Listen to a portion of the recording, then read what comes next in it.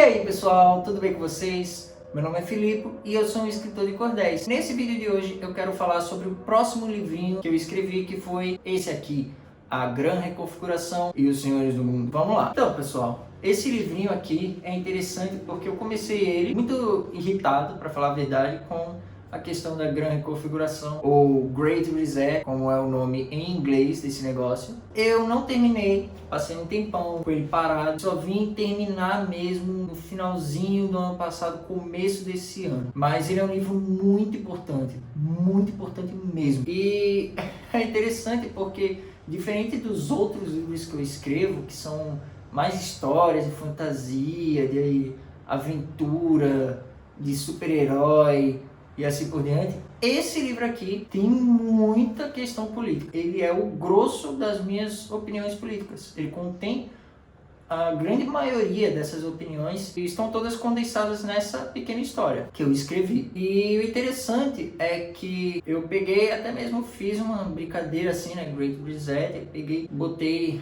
grande reconfiguração. Tem aí 7 sílabas poéticas, então cabe direitinho dentro da poesia. Mas em português seria a grande reconfiguração, a grande recriação. Você deve estar se perguntando, reconfigurar o quê? Reconfiguração do sistema capitalista. É uma criação de um novo sistema econômico, de um novo sistema social que vai abranger toda a sociedade. A ideia do pessoal do Fórum Econômico Global. Nesse livro eu abordo 7 temas. A primeira é a questão da mudança da economia proposta pelo pessoal do Fórum Econômico Global. A segunda é uma questão de energia, porque tem muito a ver a grande reconfiguração, a mudança econômica, pela mudança das matrizes energéticas dos países. É uma mudança de um sistema mais voltado para o uso de energia fóssil para energias mais renováveis, como a solar, a eólica, hidroelétrica e assim por diante. É interessante nós pegarmos esse debate porque o tema que eu abordo nesse livro, o assunto importante, falando sobre essa questão específica, minha visão é que é bom,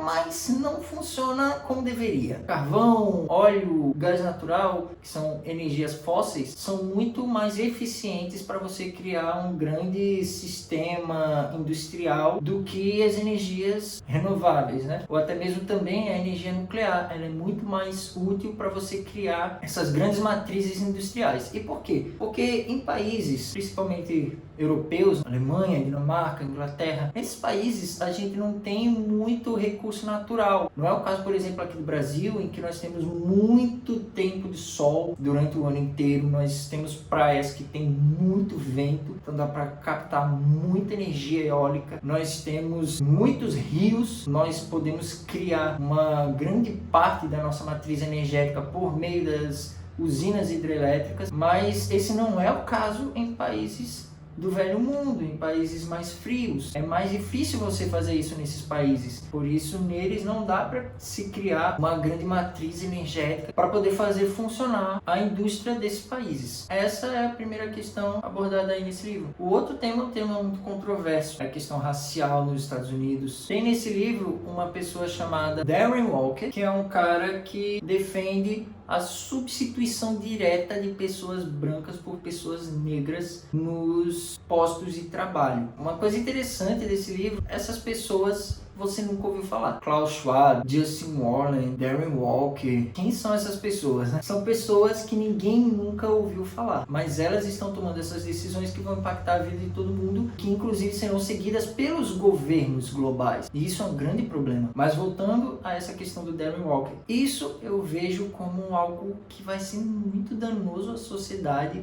com o tempo. Eu falo disso no livro, inclusive seguindo adiante eu entro na questão também do George Floyd, do Black Lives Matter, todo aquele movimento que teve nos Estados Unidos, e dou a minha opinião sobre aquilo. Como é um tema um pouco controverso, eu não vou poder falar mais sobre isso no vídeo, então eu recomendo que vocês leiam o livro para saber qual foi a opinião que eu dei sobre todas essas questões. Mas, enfim, o próximo ponto também é bastante controverso. Ele vai falar sobre o tema do aquecimento global, que também é outro tema que eu não vou abordar nesse vídeo por ser muito controverso. Então, vocês leiam o livro para saber qual é a minha opinião. Mas também vai ter um assunto falando sobre arquitetura moderna. Então eu dou a minha opinião. Eu não gosto de arquitetura moderna. Eu acho que a arquitetura moderna é muito feia para início de conversa. Ela deixa as cidades mais feias, deixa elas menos aconchegantes, torna as cidades lugares menos prazerosos de se viver, de se morar, na minha opinião. E ela também faz com que todas as grandes cidades se tornem muito uniformes.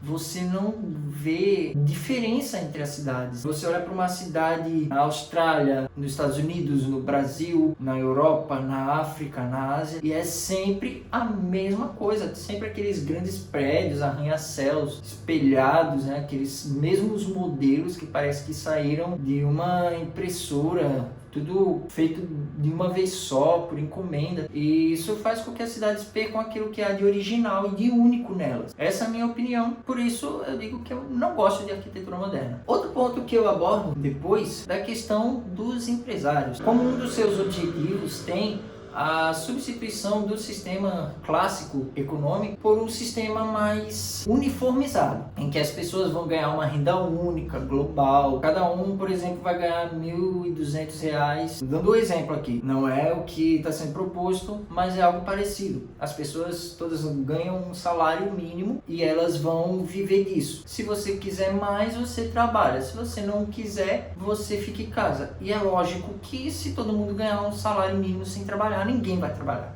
É simples. É algo que eu sou totalmente contra, porque eu acredito que isso não vai gerar riqueza para a nossa sociedade. A única coisa que pode gerar riqueza para a nossa sociedade é o empreendedorismo. É você criar produtos, criar bens, criar serviços, jogar isso para as pessoas, e os serviços melhores que atendem mais às necessidades básicas das pessoas serão recompensados, crescendo e fazendo a pessoa enriquecer. Então, se você cria um Facebook, por exemplo, você está ali atendendo várias necessidades das pessoas. Se você cria um Uber, você também atendeu várias necessidades. Se você cria um iFood, você também atendeu várias necessidades de várias pessoas. Se você cria um Netflix, você também atendeu várias necessidades. E assim por diante. Então, essas ideias, essas marcas merecem crescer, merecem ser bem-sucedidas, porque elas são bons produtos que atendem às necessidades básicas das pessoas, torna melhor a vida do ser humano. Então,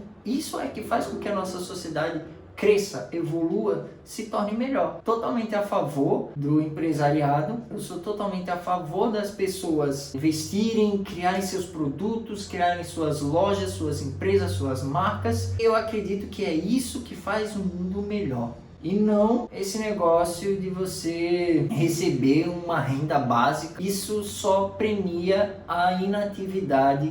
Isso premia a falta de esforço, a falta de criatividade, a falta de competência das pessoas. Então isso é muito ruim para a sociedade como um todo e vai fazer muito mal para todo mundo no longo prazo. Então essa é a minha opinião. Eu cito no livro o exemplo do Marcos Galperin, que é o CEO do Mercado Livre. Ele também participou da conferência do Fórum Econômico Global, defendendo ali algumas ideias. Eu sou totalmente a favor da loja dele, da ideia que ele trouxe para a América Latina, porque ele foi o pioneiro nas vendas online aqui na América Latina, e ele hoje em dia é muito bem sucedido, porque aquilo que ele trouxe, que é copiado, usado por várias pessoas hoje em dia, foi uma grande revolução que melhorou demais a vida das pessoas. Comprar coisas online é muito bom, faz muito bem às pessoas. E por último, eu falo sobre a questão da regulamentação das mídias sociais, que é algo que o príncipe Harry da Inglaterra defende numa entrevista que ele deu para uma moça chamada Maria Ressa. Então ele deu essa entrevista para ela, falando que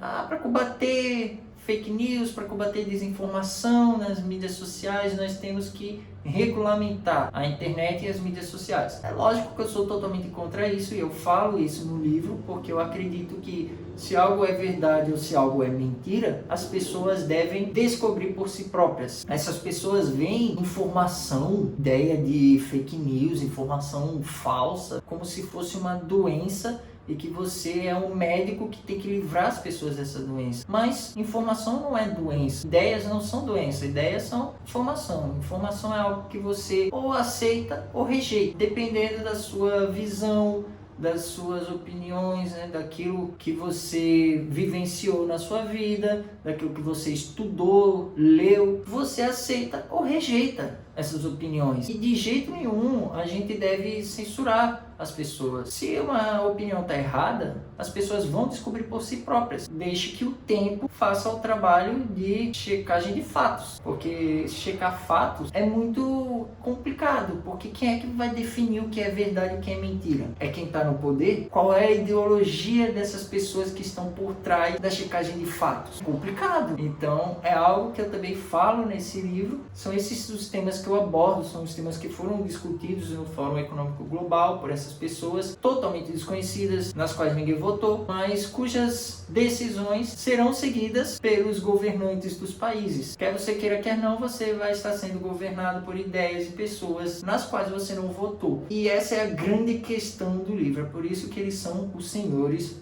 do mundo. E é isso aí, pessoal. Eu agradeço por vocês assistirem mais esse vídeo e peço que vocês curtem o vídeo, comentem, compartilhem, que vocês inscrevam-se no canal, que vocês ativem o sininho das notificações para poder ficar por dentro de todos os vídeos novos que serão lançados no canal. Eu agradeço mais uma vez e se você leu o livro, fale o que você achou.